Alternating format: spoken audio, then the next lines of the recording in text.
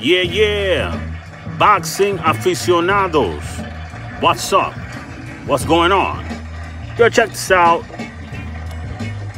It's time for celebration, man. It's time to give credit where credit is due. You know, so many people complain about boxing and everything that's wrong with it, and you know, bitch and moan about the fights that we don't get or whatever, you know. But when the fights that you want to see comes around, you got to give credit. You got to rejoice. You got to look at it positively, and above all, appreciate it, you know. And to that end, I like to commend both the PBC and then the Zone. Well, the PBC, Golden Boy, the Zone, Showtime, Steven Espinosa, Oscar de la Hoya, for getting a deal done. And of course, above all else, both fighters, Gervonta Tank Davis, I call him Jeep, but I won't be able to call him Jeep if he comes through to this fight and knocks out King Ryan. So, you know, I think I can hold on to that promise. But above all, I like to thank Ryan Garcia, King Ryan. And, you know, first of all, the importance of this fight shouldn't be lost on anyone. It's a fight that doesn't come around that often, you know, a fight that truly brings two completely different fan bases, a fight that has, you know, by all discernible metrics, transcends boxing, right? Because I've always said that King Ryan's fans are not the hardcore fans. Hardcore fans hate Ryan Garcia. They also, well, they hate Ryan Garcia more so than they do Gervonta Davis, because Gervonta Davis has fans that think that they're hardcore. Hey, I don't know, whatever that means. They think that they're hardcore, that they're very knowledgeable about it. That's what Gervonta Davis fans think. His hardcore fans, his dyed-in-the-wool true blue followers, they think that they are all that in a piece of bacon. But King Ryan doesn't come from that. His fans don't come from that fan base. His fans literally come from that comes from young girls, right? Social media followers, influencers, social media influencers, and they're not the type that's gonna be paying for the Zone subscription. They're not. They could care less who Bob Arum is, or you know, they don't. They're not. King Ryan fans are cut from a whole totally different cloth. That's what people are not really appreciating. King Ryan's fans don't know, a lot of them don't know about Eddie Hearn or who the hell he is. You know, they know about King Ryan and whatever fighter is revolving around his universe, right? In his immediate universe. That's why they knew a little bit about Devin Haney. But if you remember, when Devin Haney was introduced one time at a King Ryan event, a Ryan Garcia fight, the crowd went silent. They didn't know who the hell. They booed him, and then they went silent, but they really didn't know who the hell that guy was. They know that he's been talking a lot of crap, that he had been talking a lot of crap about Ryan Garcia, and they didn't like that. But if he hadn't been talking crap about Ryan Garcia, they wouldn't know who the hell he was. You know, I picked up on that immediately. And when I was first awakened to who Ryan Garcia is, was one time I was at my son's class. He used to take boxing lessons. It was about a couple of years ago. He was about 9 and 10.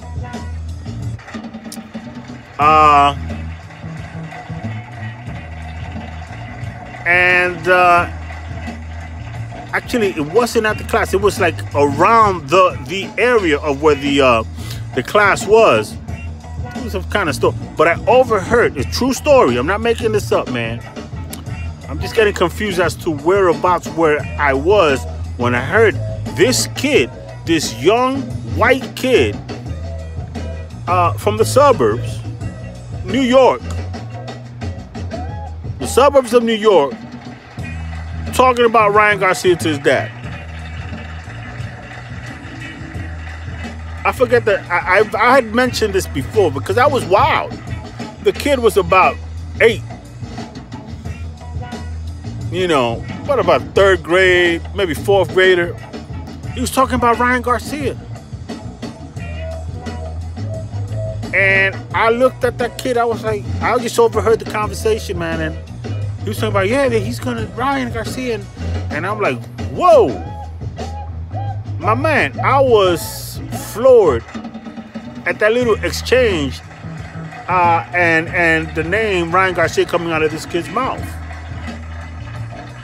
But I knew right then and there, that Ryan Garcia brings something totally different to the table as far as boxing is concerned, right? He may not get $5 million gates, and his tickets may not sell, you know, at the top price for the venues that he sold out. Like, you know, I don't think people are paying $200-300 a ticket to go see him, or the kids that go see him. But the influences that he has, his followers, are vast and they're diverse, and they come from a sector of society that does not usually participate in the boxing realm. Right now, Gervonta Davis does come from a section of society that thinks they know a lot about boxing, right? Celebrities, the drill rapper community that follow, you know, the black boxers and stuff like that. They know they're all about Tank, but they're in, like, they hate Bob Arum, right? You know, and they hate Lomachenko, and they hate, and they think, you know, they hate all these other people. Ryan Garcia's fans don't hate anybody. They just love Ryan Garcia. There's 2 different fan bases that are coming from 2 different things, with 2 different perspectives, and it's a perfect storm of you know, just a perfect storm, climate, scenario, the setting of the table to have a really big fight. It crosses over. It's a crossover fight. It's the type of fight that's going to be talked about, you know, by the water cooler, by people that don't talk about boxing. You know, because the kids are going to be talking about it, and the parents are going to get, you know,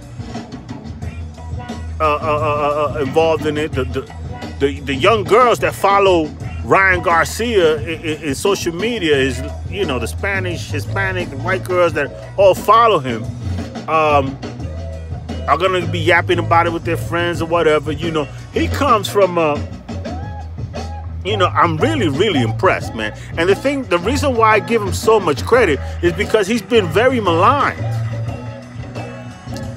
I initially didn't think much of the kid, you know, but he's in the Golden Boy stable, and Golden Boy has done a great job of moving him along.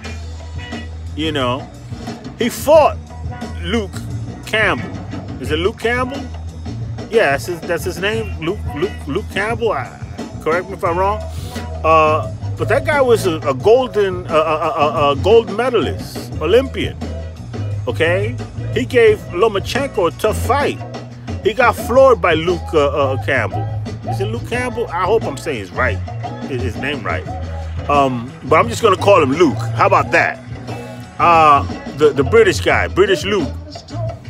You know, he floored him, and Ryan Garcia got up and then finished that guy.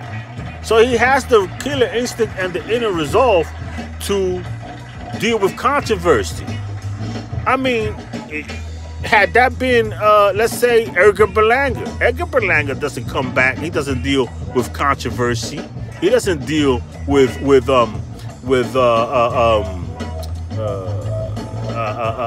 they call that. He doesn't deal with problems very well. He wilts. You know what I'm saying? He doesn't rise up to the challenge when he's down. He's like a bully that gets hit in the mouth, and he's a front runner is what he is. You know, Ryan Garcia, you know, was able to navigate those waters. You know, is Luke Campbell, you know, an elite level fighter? No. But he's the type of fighter that will expose someone who's not. You know, if you don't got the goods, Luke Campbell will expose you. You understand? And Ryan Garcia, for better or for worse, came through that. And then the thing is that he got killed for then choosing to go on a vacation with his girlfriend instead of fighting Devin Haney. He got criticized for that. He said he needed a mental break, you know, having emotional issues. You know what? I don't play around with that. You know what I'm saying? You don't know what's hurting a person, a human being inside. You don't know. You don't know. If you tell me you're in pain and some mental anguish and some emotional pain, I'm gonna believe you. If you need a mental break from the pressures that you're feeling, I'm gonna believe you, especially a kid that age. And he did the right thing for himself.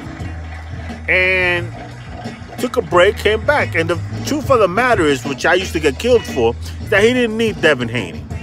People got to remember that Devin Haney had what amounted to being a secondary belt at that point, right? The Lomachenko had the strap that he would have, you know, really the real strap.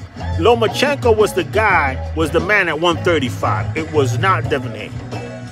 And he then got elevated by the WBC, whatever. And once you get elevated to the franchise, whether you want to kill it, the French fry belt, or whatever you want to call it, the point is, he beat Luke Campbell for that strap, right?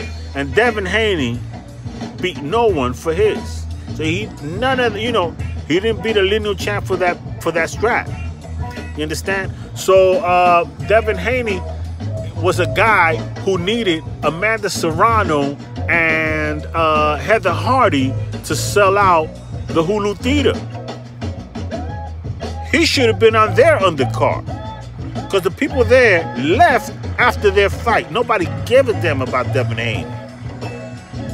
You know, and he's accomplished a lot. I'm not going to take anything away from Devin Haney, but at that point, if you're honest with yourself, Ryan Garcia did not need Devin Haney.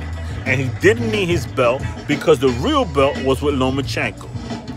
Was part of the Unification Undisputed fight and is taking place versus Teofimo Lopez. So Devin Haney was paying sanctioning fees for absolutely no reason. It's worked out for him. He finally got the fight. He got the Cambosos fight. He got, you know, again, he's undisputed. I'm not even going to admonish him for him. But you have to go backwards in time to where Ryan Garcia and was mandated to fight Devin Haney. Why are you going to take that fight? For what? And guess what? Now moving forward, he's taking on the guy, right, that everybody wants to fight for big money, which is Gervonta Davis. Now, I'm not saying that Gervonta Davis is the man of the division, but he's, for better or for worse, again, represents the biggest money. Although Kambosos has made more money than him in his career. Gotta remember, Kambosos got paid, what was it, $10 million to fight Lopez in his home country. But that's neither here nor there. You know, and the other reason why I give a lot of credit to King Ryan is because it was him who pursued this fight. He pursued this fight. He put the pressure on Oscar De La Hoya and the zone. He really didn't care what anybody was telling him. He wants this fight, and he made it happen. King Ryan made it happen. You can't give that credit to Gervonta Davis because Gervonta Davis never showed that kind of chutzpah. You know, he was satisfied in not seeking the Lomachenkos. He was satisfied in not seeking the Devin Haneys. He was satisfied in staying in his little cocoon and pulling up, you know, featherweights, you know, and B-level fighters at 140 and fighting for regular belts. That's what Devin Haney, that's what Gervonta Davis was doing, you know. But Ryan said, no, I want that guy. Now, why does Ryan want Davis?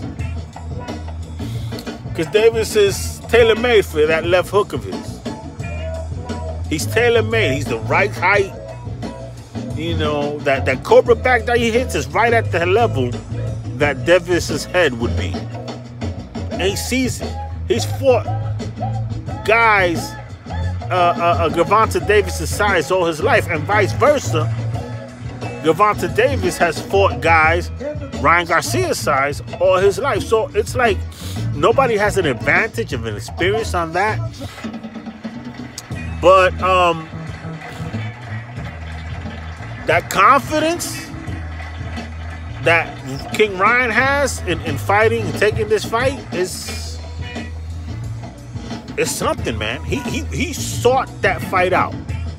And I give credit for Gervonta Davis for leaving Mayweather promotions, and you know what?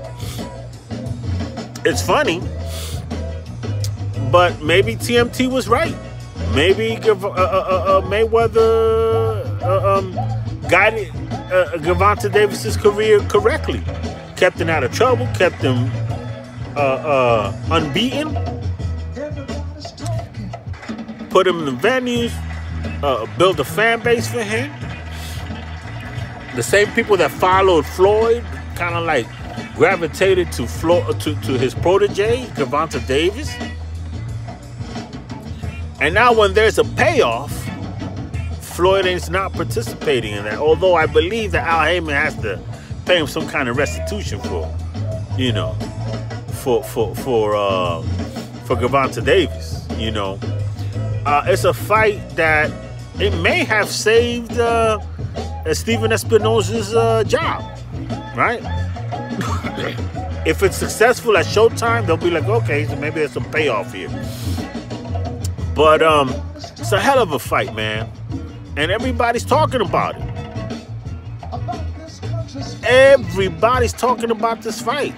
And it's going to be, again, it's the type of fight that's going to have people that don't talk boxing talking about that fight. And that's when you know that a fight has cracked, you know, the 750,000 mark.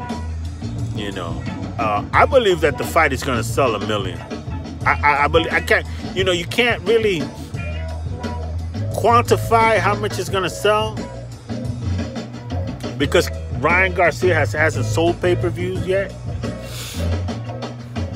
Davis has been in the neighborhood. I think his most he's ever sold is about 200,000.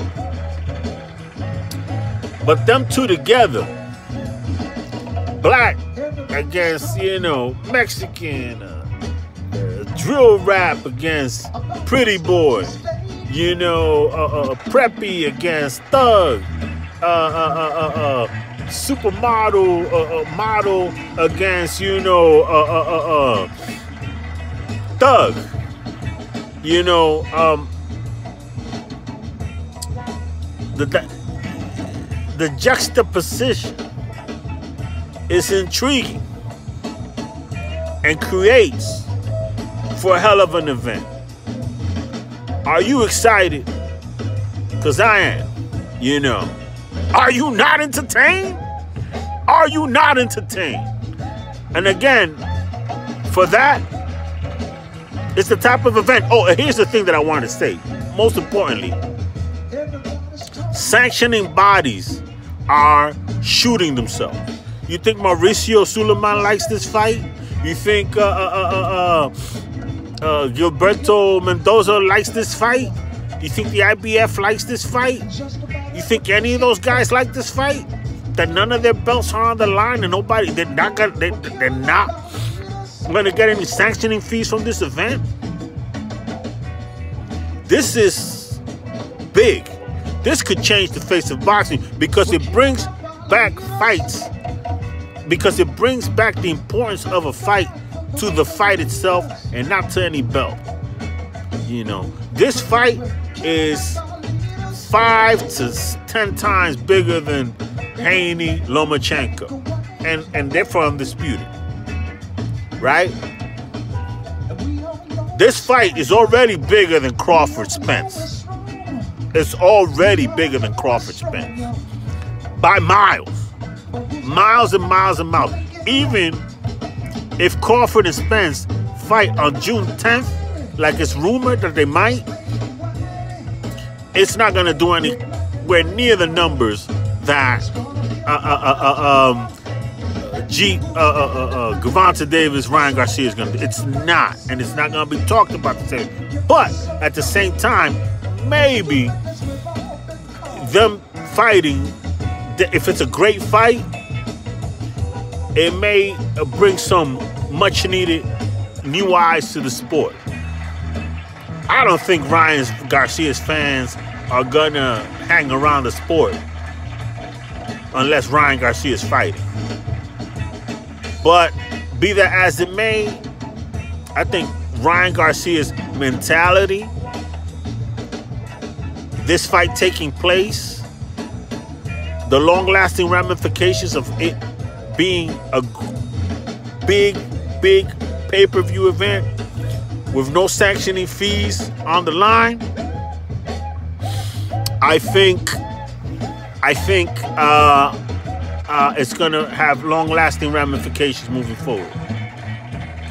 It has changed boxing, and I would say that it has a chance of changing boxing, the perspective on boxing, and for that, I'm gonna name this video "The Boy Who Saved Boxing," and yes, I should say the boys that saved back boxing, but let's face it, Gervonta Davis is damn near 30. Ryan Garcia is coming out of nowhere and calling out the big dog, the tank. So I'm going to give Ryan Garcia the credit for making this fight happen. You heard? It is what it is, and it ain't what it ain't. Next level boxing talk, baby. I hope you all enjoy that fight. Peace and God bless.